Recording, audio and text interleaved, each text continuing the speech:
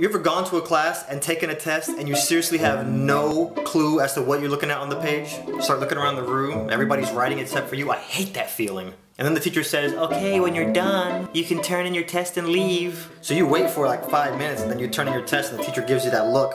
You get the test back the next time you go to class and blow!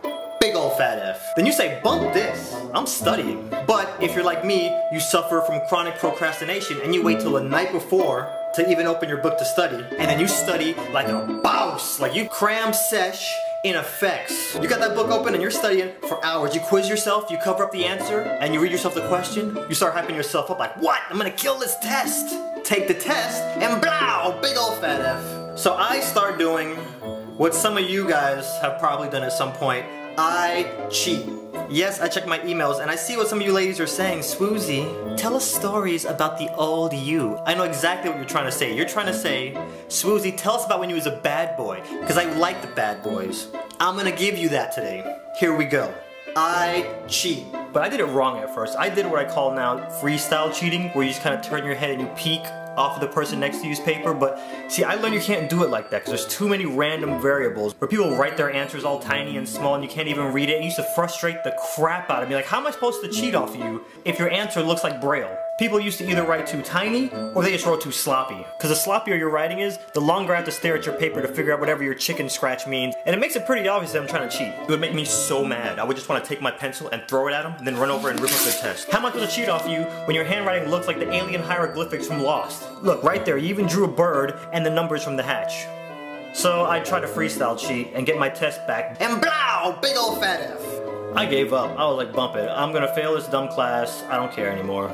But the next test that we had, I started noticing some sketchiness going on in the class. Questionable sounds, like people coughing and sniffling. How come Cheyenne always develops these flu symptoms every time there's a test? And then I saw it. She coughed, and then like 8 people around her all of a sudden would write down an answer. And then she'd sniffle, and the same 8 would write another answer. And I'm like, what the flux capacitor is going on here? This is a multiple choice test.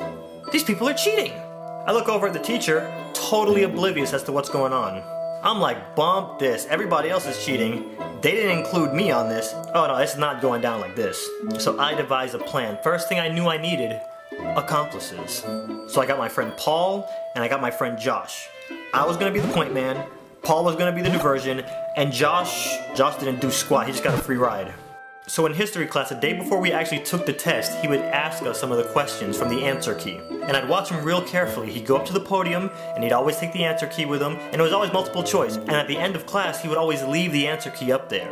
Alright, so then I get Paul and Josh and I explain my master plan to them. Blueprints, charts, and I go Michael Scofield prison break on these kids. So the day before a test, he gets up like he normally does, goes to the front podium, starts asking us a bunch of questions. The bell rings, he goes back to his desk. Now his name is Mr. Masters. Me and Paul, we give the little signal. Paul walks over to him and he's like, Mr. Masters, I have some questions about the Embargo Act of 1807. So then I activate phase 2. I walk over to the podium and I open up the answer key and flip to the questions that are going to be on tomorrow's test, and I start talking all loud. Okay, attention class, I'm going to read off all the answers to the test. B, B, C, D, A, B, B, D, C. Mr. Masters looks up like, what are you doing? I'm like, don't worry, don't worry. Nobody's gonna hear me. Who's gonna sit here and memorize all these answers anyway? A, B, B, C, C, C, C. There's nobody here. So then he just shake his head and go back to answering Paul's question. Unbeknownst to the teacher, I've got a tape recorder tucked away in my pocket recording all the answers. Boom! It's not cheating. It's giving yourself a successful advantage. Like a boss. Me, Paul, and Josh meet out on the patio. It's time to memorize this bad boy. Take a wild guess what we do next. We turn those answers into a rap song. What? Let's go. B, B, C, yeah. A, D, D, yeah. A, C, B, B, C, B. Next day we walk into class. We about to handle our business. Stone cold. Game face is on. It's go time. We all sit on opposite ends of the class because we know we're about to get A's. What you gonna do about it? You can't say nothing. But see, now when I start taking these tests, everybody thinks I'm crazy because I'm sitting there mumbling myself like, Lord of mercy.